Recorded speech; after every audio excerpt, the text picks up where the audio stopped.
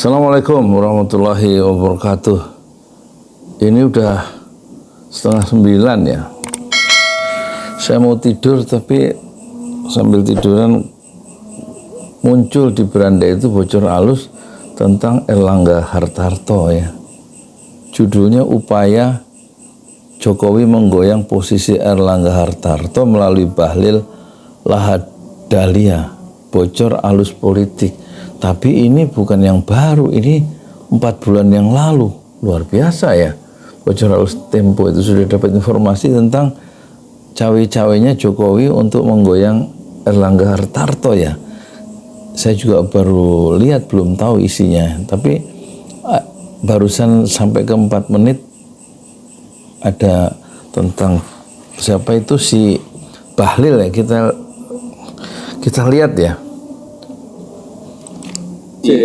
Hal serupa terjadi di konteksnya Bahlil ini. Iya. Jadi gue minggu ini ada kali ketemu seorang pengusaha sama seorang politikus Golkar, Agung Laksono ya. Agung Laksono itu senior ketua Dewan Pakar Golkar. Dia cerita IUP-nya juga dicabut sama Bahlil di IUP, izin usaha pertambangan, yang nyabut Bahlil.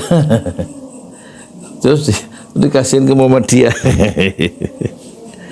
Wah, mantap di Bahlil ini, teman dekatnya Jokowi nih. Macet. Di Kalimantan Timur punya 2000 hektar kalau nggak salah ya, itu untuk batu bara begitu. Dia sempat nanya juga kenapa ini dicabut IUP-nya, dia bilang itu karena ESDM gitu. Belakangan dia dapat surat ketua Satgasnya si Bahlil. Waduh, ternyata Bahlil ya. Jadi kita main soal Bahlil lagi. Bahlil. Proksi Jokowi menguasai Golkar. Ini yang nonton 4 bulan yang lalu 857.000 viewers ya. Hampir 1 juta ya. Yang komentar 3.650 komentar ya. Tanggal berapa sih ini? Gimana cara ngelihat tanggalnya? 4 bulan yang lalu. Oke, kita teruskan ya. Tapi ada irisannya. Ya, betul. Ada irisannya Bahlil dengan Golkar. Ya, apa info yang lo punya nih Sin soal turbulensi di Golkar dan kaitannya dengan Bahlil? Jadi kita harus melihat dari runutan ya. Nggak serta merta setelah pemilu, setelah pileg kemarin. Jadi Bahlil itu memang kemana-mana bilang bahwa dia siap untuk maju sebagai calon ketua umum Golkar. Oh, Bahlil siap maju ketua umum Golkar. Saya kader dari 2001. Ini bocor halus itu tempo.co ini ya, ngangkat berita-berita. Selain Luhut, Bahlil juga isyaratkan siap maju jadi ketua umum Golkar. Berarti upaya untuk mendongkel siapa Erlangga Hartarto sudah 4 bulan yang lalu ya. Dan kenapa siapa itu Golkar itu tiba-tiba ketua umumnya mundur kemarin ya, hari Minggu itu. Padahal perolehan suaranya di pileg kemarin meningkat ya. Terus suara secara nasional meningkat. Prestasi itu diukur dari penambahan jumlah kursi. Erlangga Hartarto yang sudah menguasai atau menjadi ketua umum Golkar 7 tahun itu sebenarnya nggak layak untuk mundur. Berarti ada tekanan ini. Kelihatannya tekanan kasus dia. Mungkin ada konsesi-konsesi yang ditawarkan istana. Kalau dia mundur, kasus ini nggak dibuka. Kira-kira gitu mungkin ya. Kalau nggak karena persoalan-persoalan yang sifatnya langsung ke pribadi, nggak mungkin dia mundur. Orang berprestasi di Golkar menurut Yusuf Kala ya, yang diwawancarai di Kompas. Kenapa? Karena dia mengaku mendapatkan blessing dari Joko Widodo gitu. Kenapa? Karena Jokowi dianggap nyaman dengan Bahlil. Jadi seperti tukang bikin Bahlil ketawa lah tiap rapat-rapat segala macam, akhirnya dapatlah kepercayaan itu. Nah, gimana akhirnya si Bahlil ini manggil-manggil nih orang-orang di elit Golkar. Tak yang memang punya kekuatan di Golkar dan juga punya massa begitu. Gue ketemu lah ada lebih dari 4 orang yang ketemu juga dengan tokoh di Golkar punya massa, berarti ketua ini dong, DPD atau DPW atau DPD, saya nggak ngerti. Bahlil dia cerita bahwa memang mempersiapkan diri untuk menjadi calon ketua umum Golkar. Bagaimana caranya? Ya perlahan-lahan adalah mengumpulkan ketua DPD tingkat 2. Karena tingkat Ini ada teksnya apa ini? dianggap nyaman dengan Bahlil. Jadi seperti tukang bikin Bahlil ketawa lah tiap rapat-rapat segala macam, akhirnya dapatlah kepercayaan itu. Nah, gimana akhirnya si Bahlil ini manggil-manggil nih orang-orang di elit Golkar, yang memang punya kekuatan di Golkar dan juga punya masa begitu. Gue ketemu lah ada lebih dari 4 orang yang ketemu juga dengan Bahlil. Dia cerita bahwa memang mempersiapkan diri untuk menjadi calon ketua umum Golkar. Bagaimana caranya? Ya Bahlil Lahadalia tidak merespon telepon dan pesan yang dikirim tim bocor alus. Namun pada Juli 2023 ia menyatakan siap menjadi ketua umum Golkar. Pada Juli 2023, sekarang Juli Agustus. Ini tahun 2023, jadi setahun yang lalu, 13 bulan yang lalu, itu Bahlil sudah siap ingin jadi ketua umum Golkar. Berarti memang dapat tekanan besar dari istana kayaknya ini, si siapa itu. Kalau dilihat dari gelagatnya, Bahlil sudah melakukan manuver lama itu ya. Perlahan-lahan adalah mengumpulkan ketua DPD tingkat 2. Karena tingkat 2 ini relatif masih bisa diajak komunikasi lah, karena memang banyak dan itu semua pertemuan informal. Kalau DPD tingkat 1 itu udah provinsi, karena memang banyak dan itu semua pertemuan informal. Kalau DPD tingkat 1, bagaimana caranya? Ya perlahan-lahan adalah mengumpulkan ketua DPD. Setiap kader yang merasa bertanggung jawab untuk pengabdian kepada partai, saya pikir semuanya terpanggil, tapi lewat mekanisme partai, kata Menteri Investasi Bahlil itu ya. Dia tingkat 2, karena tingkat 2 ini relatif masih bisa diajak komunikasi lah, karena memang banyak dan itu semua pertemuan informal. Kalau DPD tingkat 1 itu udah provinsi. Itu lebih banyak merapat atau menguatnya ke Erlangga Hartarto. Gitu. Dalam diskusi itu dijelaskan kondisi Golkar, ada permintaan, ayo udah dukung gua sebagai calon ketua umum Golkar. Ada juga salah satu yang ketemu sama Bahlil bilang, Bang, kenapa memaksa untuk segera menggantikan Erlangga? Padahal ini konteksnya sebelum pemilu ya. Padahal kan Erlangga masih sah sebagai ketua umum Golkar sampai 2024.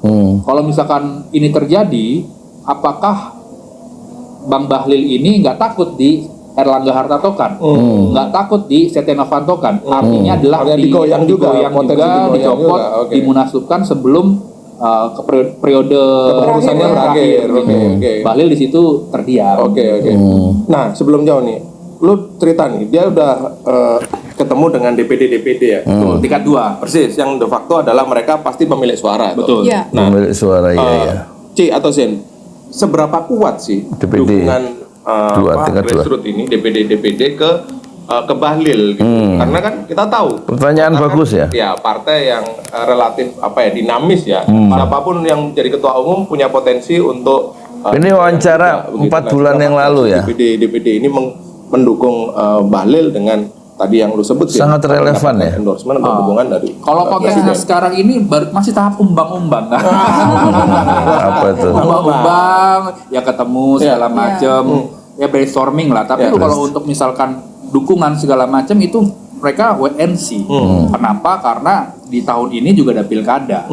Ya mungkin ketemu ya Bang, saya dukung maju segala macam. Apalagi kan kalau Bahlil berbicara sama orang-orang itu dan termasuk dengan Agung Laksono ya bilang bahwa dia dapat blessing dari Jokowi untuk maju sebagai ketua umum Golkar. Dari situ kan orang-orang mulai percayalah. Tapi lagi-lagi Golkar ini kan sudah berkali-kali melaksanakan munaslup ya.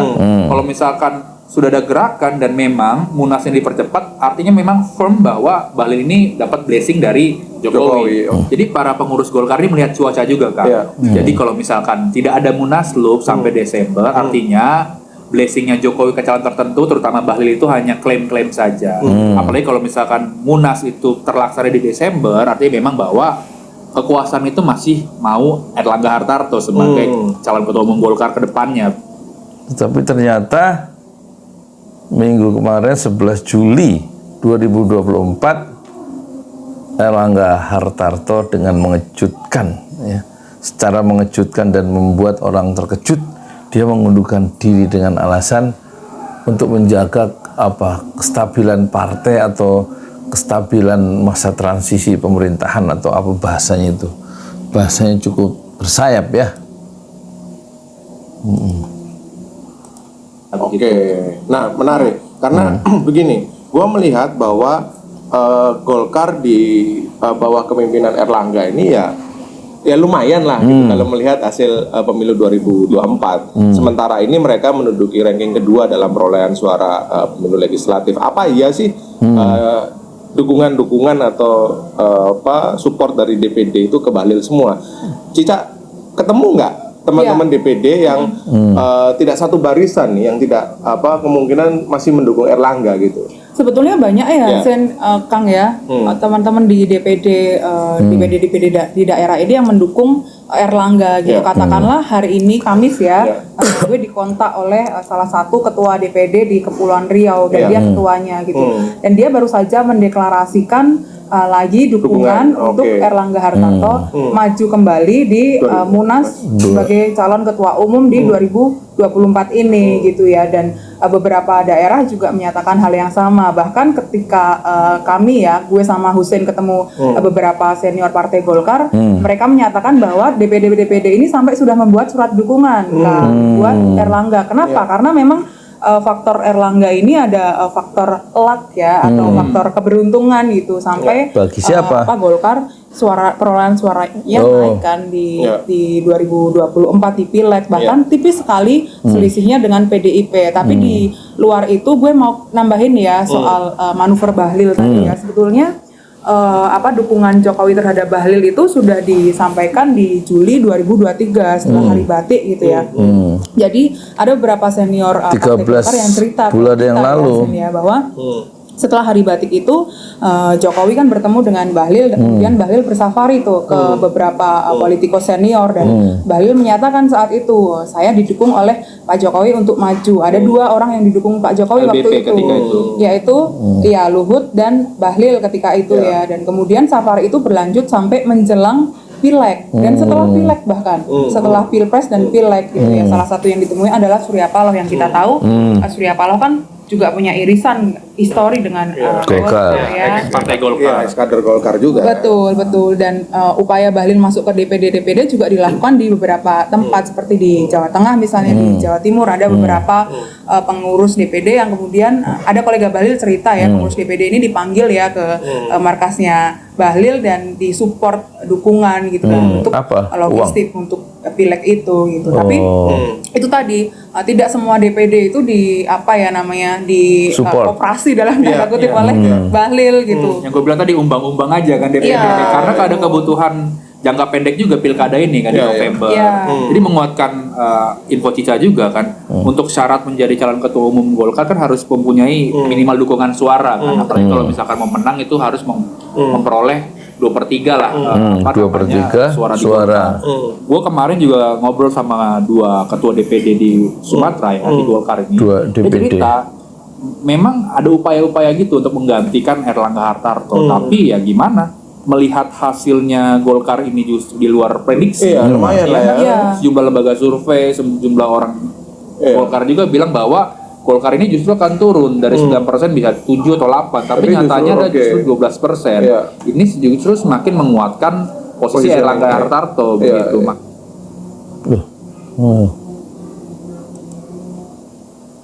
Di luar prediksi. Lumayan lah ya. Sejumlah lembaga survei, sejumlah orang Golkar juga bilang bahwa Golkar ini justru akan turun dari 9% bisa 7 atau 8, tapi nyatanya ada justru 12%. Ini justru semakin menguatkan posisi Erlangga Hartarto begitu. Nah, tapi gini, gue cukup ini ya. Sejumlah orang Golkar juga bilang bahwa Golkar ini justru akan turun dari 9% bisa 7 atau 8, tapi nyatanya ada justru 12%. Ini justru semakin menguat. PDIP 16,39%, partai pemenang pemilu, itu. Kemudian Golkar nomor 2 15,05%, berarti naik sampai 7% ya. Gerindra 13,3%, kemudian PKB 11,53%, 9,43 adalah Nasdem, kemudian PKS 7,5%, Demokrat 7,4%, PAN 6,5%. Oh, P3 masuk ya 4,01%, masuk Senayan dia. Makan posisi Erlangga Hartarto. Iya.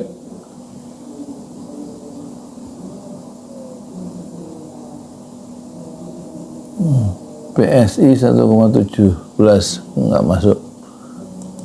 Nah tapi gini, gue cukup ini ya penasaran juga karena apa iya ini operasi atau dalam hal ini manuver Bahlil untuk merebut posisi ketua umum Golkar ini untuk dirinya sendiri gitu, atau ini hanya perpanjangan tangan dari Pak Lurah ya?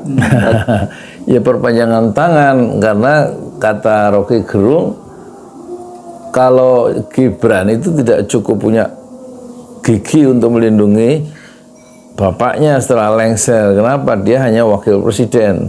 Tapi kalau dikuasainya Golkar, itu daya pengaruh Golkar untuk melakukan proteksi politik bagi keamanan Jokowi setelah 20 Oktober itu memang sangat dipertimbangkan. Jadi perlindungan politik dari Golkar yang kemudian sudah dikuasai lewat Bahlil, itulah yang jadi sasaran utama rejim Jokowi untuk melindungi diri dia setelah dia lengser nanti. Jadi memang ada kepentingan yang urgen untuk menguasai Golkar melalui Bahlil. Bahlil adalah orangnya Jokowi, dan ini kepentingan untuk mengamankan Jokowi dari kasus-kasus yang mungkin menjerat dia setelah dia tidak berkuasa.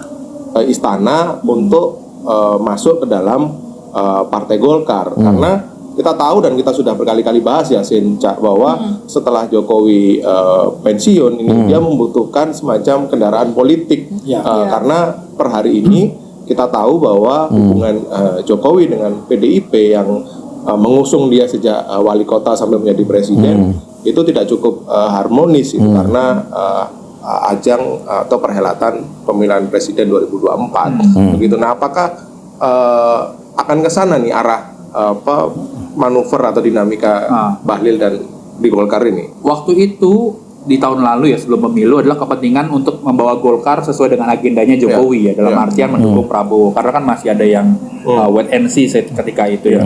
Nah, kalau ke depannya bagaimana? Justru ada yang bilang Jokowi ingin masuk ke Partai Golkar. Kenapa? Karena kan Jokowi tidak menjadi presiden, itu mau menjadi apa ke depannya? Partai yang sangat dinamis dan lebih mudah lah ya untuk masuk adalah Partai Golkar.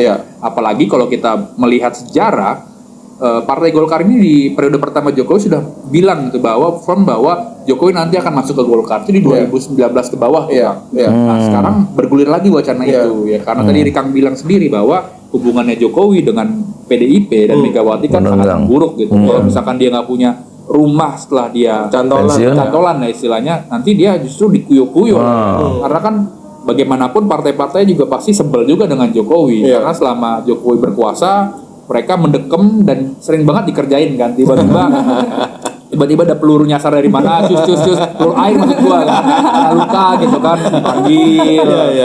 Karena gue dapat informasi begini Senca, bahwa mulai ada nih narasi-narasi yang mengembangkan atau memberikan perspektif bahwa Jokowi ini orang Golkar sejak lama gitu. Karena dia pengusaha sejak dari Solo begitu. Seolah-olah kalau pengusaha itu cantolan politiknya ke Golkar. Mulai bermain itu dan belakangan sudah dibantah atau kira-kira sudah ada counter narasi juga dari Pak JK juga ya, Yusuf Kala, bahwa sudah ada penjelasan dari Pak JK yang juga mantan ketua umum Golkar bahwa untuk menjadi ketua umum atau memimpin partai beringin ini harus menjadi kader selama sekian tahun. 5 tahun. Kalau dilihat track recordnya Jokowi ya dia PDIP gitu, kapan jadi Golkarnya gitu. Dan memang menariknya memang pembuat narasi bahwa historical Jokowi dengan Golkar yang sudah sejak lama itu adalah kubu yang memang sengaja memasukkan atau memberi tempat Jokowi untuk di Golkar. Siapa itu ya? Ya, ada beberapa senior Senkang. Jadi memang ada proksi yang membuka gerbang Golkar seluas-luasnya untuk Jokowi.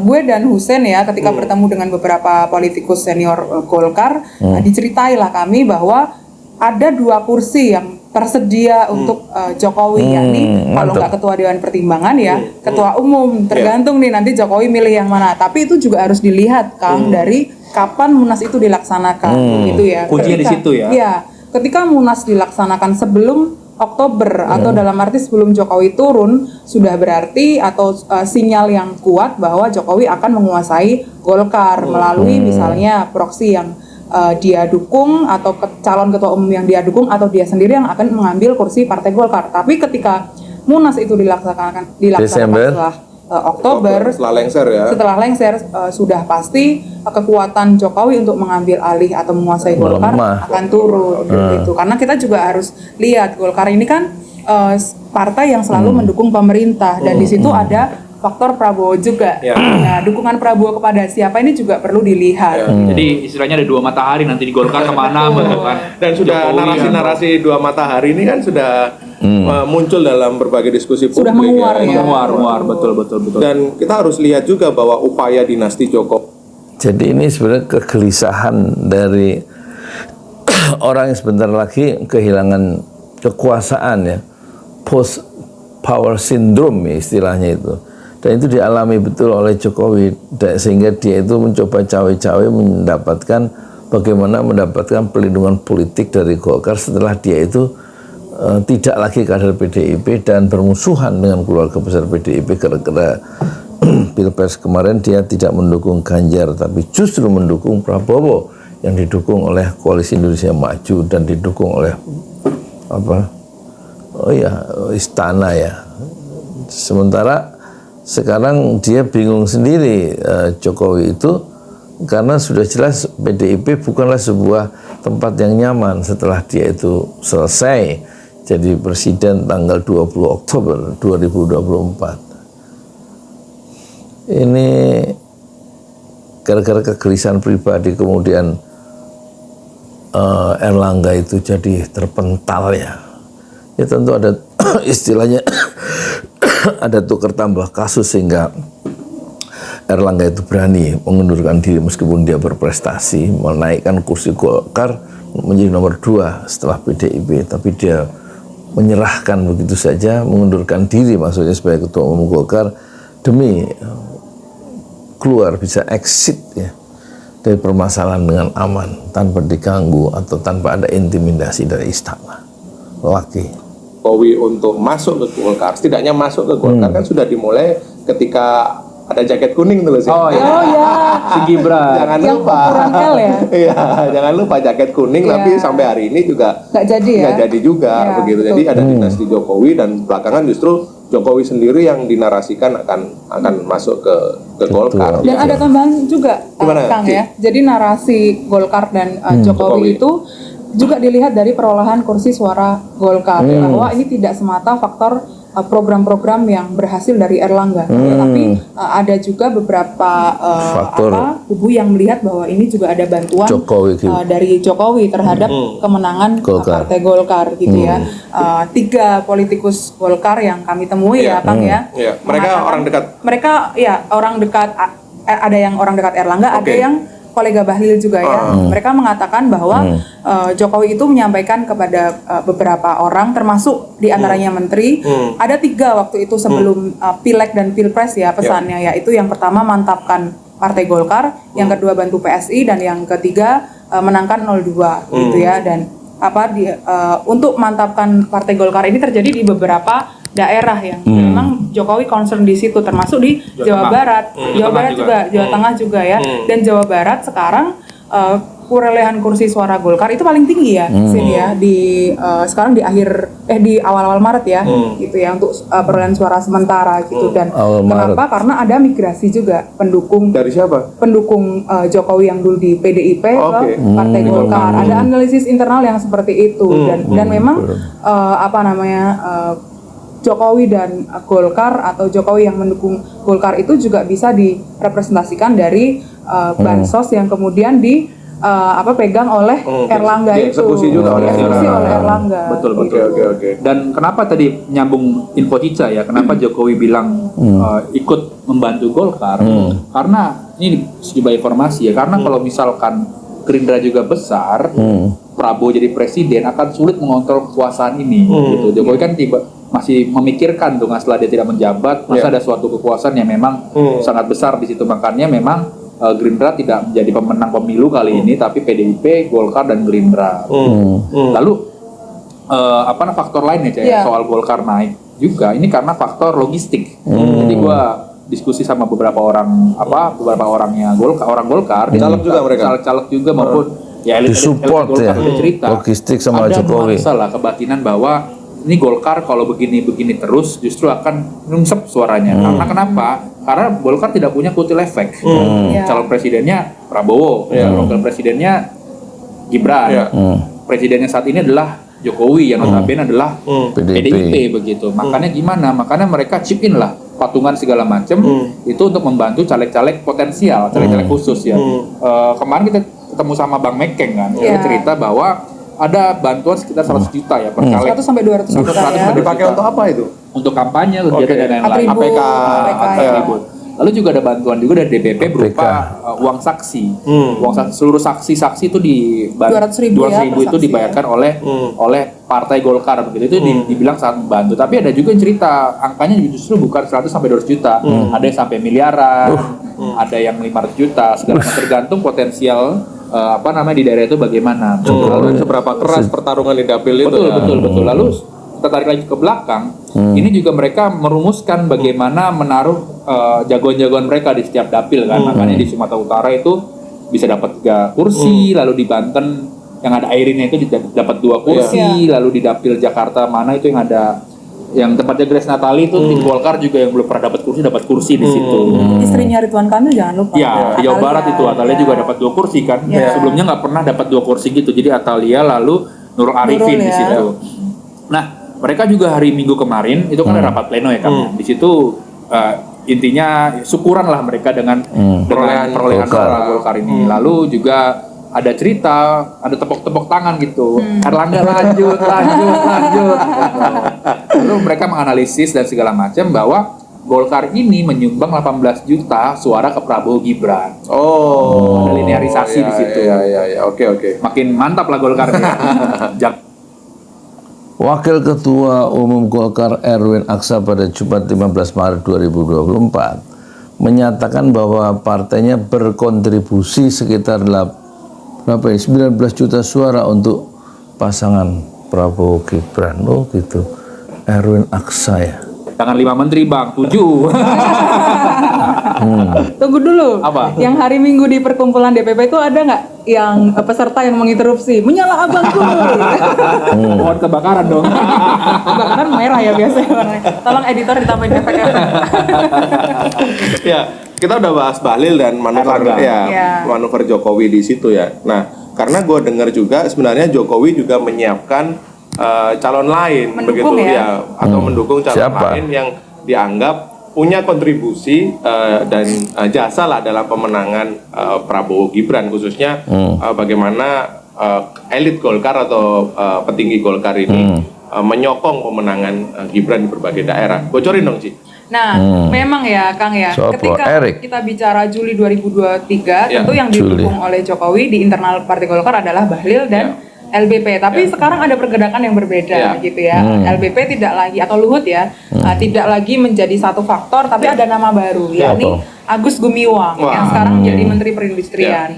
Internal Golkar melihat nanti Agus Gumiwang ini kan kemungkinan akan maju sebagai Jakketum ya, dan juga Bahlil. 2 orang inilah yang kemudian kemungkinan besar akan didukung oleh Jokowi. Kenapa begitu? Agus Gumiwang ini dalam pemenangan Gibran terutama punya kredit. Jadi waktu kampanye Pilpres dulu ya, Agus Gumiwang ini membentuk relawan yang namanya Kopi Pagi gitu ya. Yang buat acara di Sentul juga tuh. Betul. Nah, Kopi Pagi ini adalah relawan yang memang Kopi Pagi dibentuk untuk mengawal suara Gibran di tempat-tempat atau daerah-daerah yang Gibran itu lemah. Salah satunya di Jakarta Timur, juga di Jawa Barat gitu. Terus dulu ya terusin, aku ngantuk ya. Tapi pokoknya gini loh, intinya ini udah 29 menit ya, udah jam berapa ini, jam 21.09, mantuk maklum umur 63 ya. Jadi intinya ini 4 bulan yang lalu sudah bocor halus Tempo itu secara canggih sudah membahas tentang kasakusuk Jokowi untuk menguasai Golkar ya, lewat Bahlil 4 bulan yang lalu, dan Bahlil sudah siap jadi calon ketua umum Golkar itu sejak Juli 2023, 13 bulan yang lalu.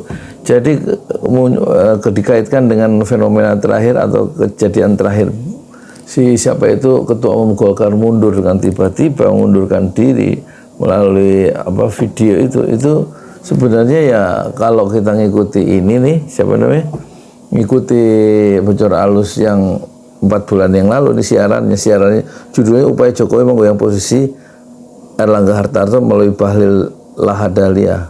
Ini 4 bulan yang lalu, berarti kan nggak terlalu mengejutkan loh, satu skenario yang mungkin sama-sama smooth ya, sama-sama enak gitu caranya, nggak dimunaslupkan, tapi Erlangga Hartarto itu suruh mundur ya. Mungkin ada kasus-kasus yang disodorkan ke dia, nih kalau lu nggak mundur jadi ketua umum Golkar, ini kasus diangkat nih soal izin impor minyak itu loh ya. Kayaknya nanti dia akan selamat tuh, nggak jadi diurus lagi sama Mahkamah Agung itu atau Kejaksaan ya, sepanjang dia mau menyerahkan kursinya, mengosongkan kursinya. Mungkin PLT-nya nanti adalah Bahlil ya, kira-kira begitu, dan kemudian nanti dia terpilih di Munas ya, Bahlil menjadi ketua umum Golkar. Kira-kira itu udah ya, poinnya udah ditangkap tuh, udah ketangkap. Terima kasih, saya ngantuk. Assalamualaikum warahmatullahi wabarakatuh.